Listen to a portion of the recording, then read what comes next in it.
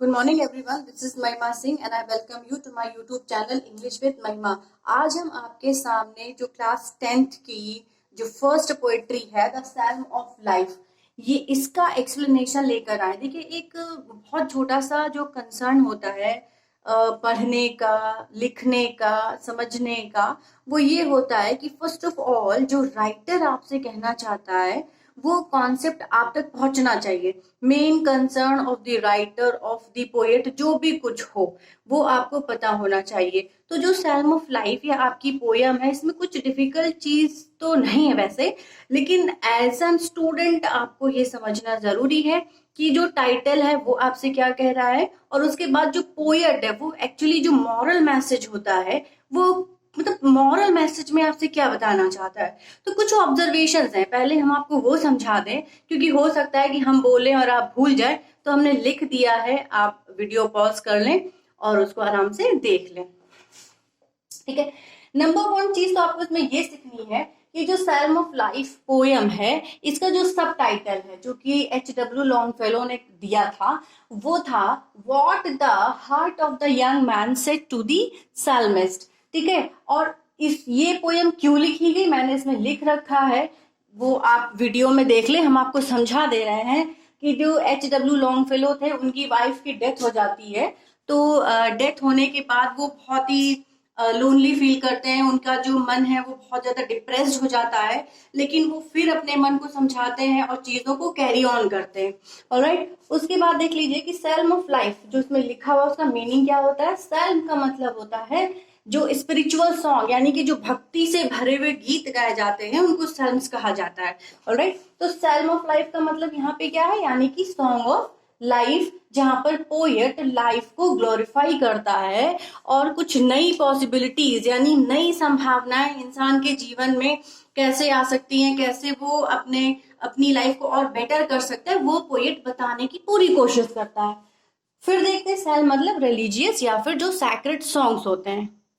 Number 5 पे आप देखिए, ये जो पोयम है वो डायडैक्टिक टोन में लिखी गई है। डायडैक्टिक का मतलब होता है इंफॉर्मेटिव, यानी आपको ज्ञान से भरी हुई बातें इसमें मिलेंगी। 6 पॉइंट पे हम आते हैं कि इसमें जो पोएट है, इसमें जो हमारा कवि है वो ऑप्टिमिस्टिक व्यू ऑफ लाइफ आपके सामने रखता है। ऑप्टिमिस्टिक का मतलब क्या होता है कि हम कितने भी हताश, निराश, परेशान हो, लेकिन एक्सपेक्ट करते हैं, उम्मीद करते हैं कि नहीं, सब कुछ अच्छा हो जाएगा और लाइफ में बेटर होने वाला है। अब बढ़ते हैं हम लोग अपना जो पहला पैराग्राफ है पोयम का। तो उसमें पहले आप ये समझ लीजिए कि एक जो यंग इंसान होता है, जैसे जो यंग मैन है, उसका मन एक आध्यात्मिक गीत गाने वाले से क्या कहता है।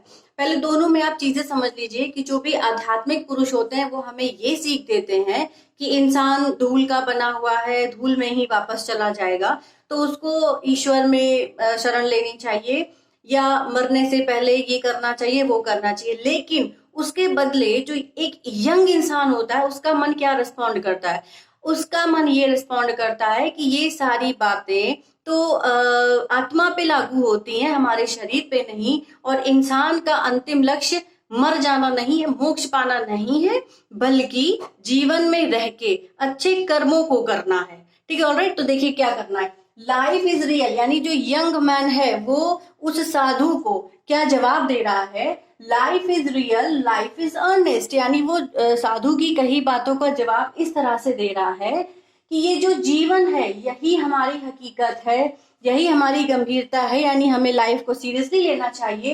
एंड द ग्रेव, और मर जाना, इज नॉट इट्स गोल, यानी मर जाना ही ह्यूमन बींग्स का आखिरी लक्ष्य या उद्देश्य नहीं होता है।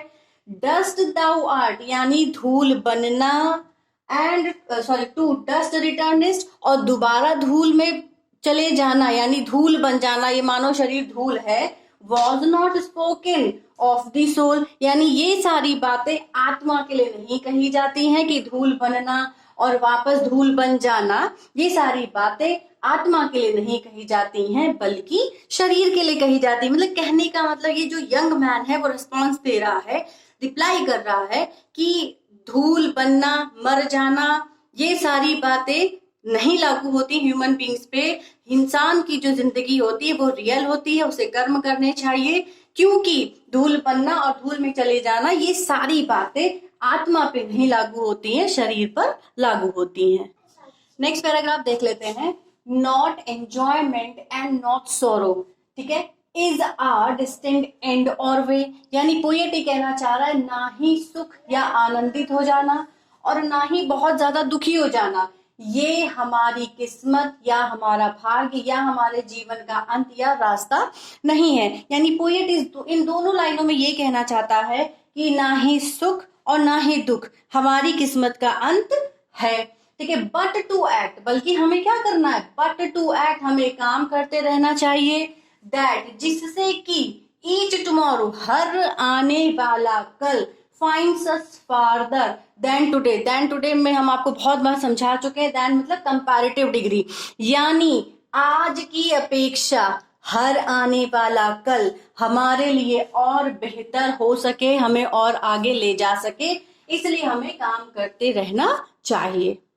अब देख लेते हैं इसका थर्ड पैराग्राफ। जो थर्ड पैराग्राफ है देखिए वो आपसे ये कहने की कोशिश करता है कि हमें जो है लाइफ में हीरो यानी एक नायक के रूप में आना चाहिए, ना कि मतलब जिनको लोग कहीं भी हाँक देते हैं और कोई कहीं भी चला जाता है, ठीक है। तो पोएट ये कह रहा है in the world broad field of battle, यानी ये जो विश्व है इस दुनिया को एक वो दे रहा है वो कि इस दुनिया के विशाल युद्ध के मैदान में, in the bivouac of life, या फिर जीवन का जो अस्थायी पड़ाव होता है उसमें, बी नॉट लाइक डम्ब, यानी अपने जीवन के युद्ध के मैदान में या जो हमारे जीवन का अस्थायी पड़ाव होता है, अस्थायी इसलिए कहा जाता है क्योंकि जो ह्यूमंस होते हैं they are meant to die, यानी ह्यूमंस को तो मरना है, तो हम अस्थायी समय के लिए ही पृथ्वी पर आए हैं।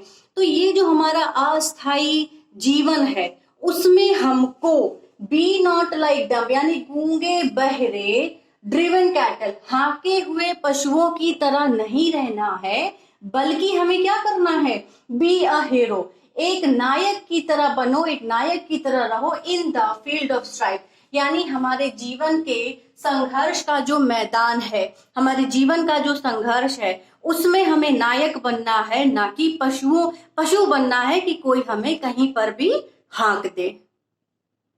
अब आते हैं हम लोग चौथे पैरा की तरफ जो कि लास्ट वन है।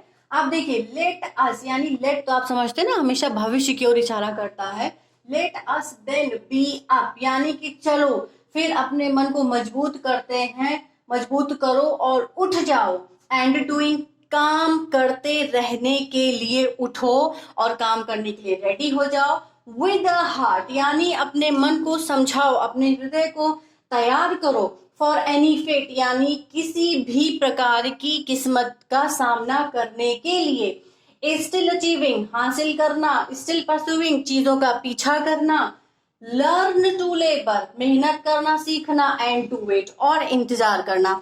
यानी पोएट आपसे ये कह रहा है कि तो चलो अब काम करने के लिए खड़े होते हैं दिल के साथ किसी भी किस्मत के लिए। अब हमें हासिल करना, पीछा करना, मेहनत करना, इंतजार करना सीखना चाहिए। बहुत ही देखिए एक इंस्पिरेशनल पोयम है, आपको सीखना है कि हमें साधु नहीं बन रहा है, ना ही हमें आत्मा पर जाना है, शरीर पर जाना है, हमें मेहनत करते रहना है, स्ट्रगल करना है, हार नहीं मानना है, जब तक हमारा लक्ष्य नहीं हासिल हो जाता हमें पीछा करते रहना है। तो ये कुछ इंस्पिरेशन है जो पोएट इस पोयम में देने की कोशिश कर रहा है।